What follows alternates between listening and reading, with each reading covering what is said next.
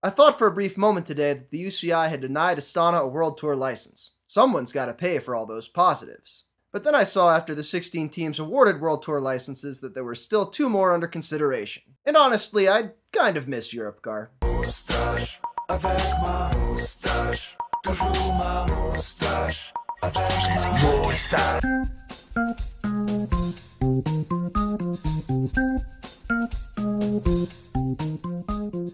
As regards Astana, the MPCC has said that the Continental squad must be treated as a different entity from the full pro team.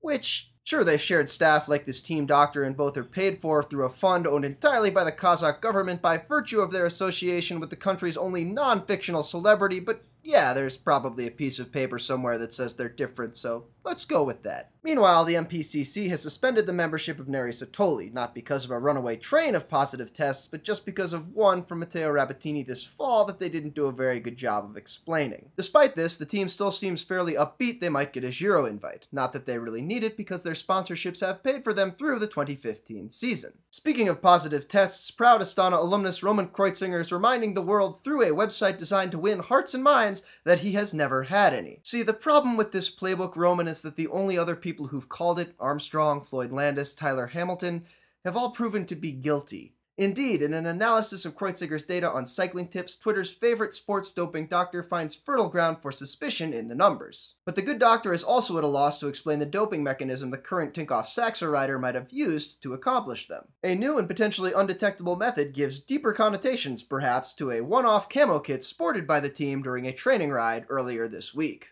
And kind of makes me want to talk about cyclocross instead. The Cross World Cup made its first ever visit to England, where it was greeted with some truly unholy off-cambers, much to the chagrin of current leader Sophie de Boer of Kalas NNOF. And I mean, really, who wants to wear white in the mud? Once Trek's Katie Compton recovered from yet another forgettable start, she staged a rousing duel with Enertherm BKCP's Sanne Kant before being overhauled by the Belgian champion in the closing meters. In the men's race, hey, electronic shifting.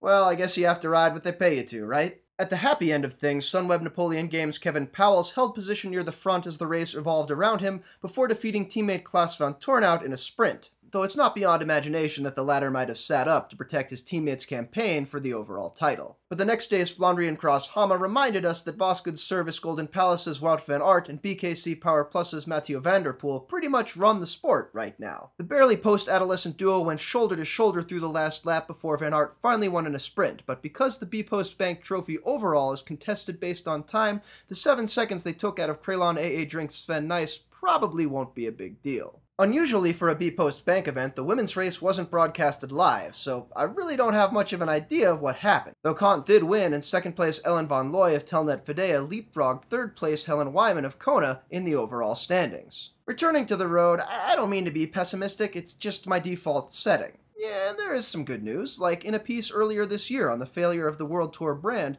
IAM Cycling is mentioned as a team that has no reason to join the top tier. And yet, as of today's announcement, they are paid up as fully fledged members. Likewise, I've been critical of the new Velon organization, but in an interview in Peloton magazine, John Vaughters plain speaks a lot of aspects I find to be positive about their mission, fixing the foundation instead of tidying up the drapes. Vaughters even has a tendency to wax utopian at times, which sort of begs the question, who's going to pay for this? It's an open secret that the long-sought-after broadcast revenues aren't going to be a lot of money when divided across an entire peloton. So, are fans supposed to pay? Because right now, most of them can't, at least not directly. Cycling events are sold to networks, who in turn sell themselves to cable companies and advertisers.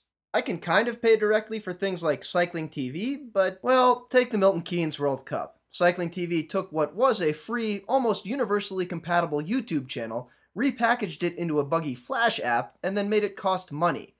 That doesn't have a lot of consumer appeal. Plus, even with advances like on-bike cameras and team radios, I'm not sure I trust the current US broadcasters enough to pay them directly. Phil and Paul reading excerpts from the media guide and the production truck losing KM to go during the most critical action of the best stage of this year's Tour de France didn't do a whole lot to inspire my confidence. I'm sure somewhere there's an NBCSN marketing release that would rattle off all the bullet points that they have that other people don't, but how many of those really add value? I would love to see cycling become a sustainable sport, rather than the insidery game of musical chairs it currently seems to be. But finding the money to patch that foundation is going to require serious changes to the way the sport is currently sold. I'm Cosmo Catalano, And that was the week in bike.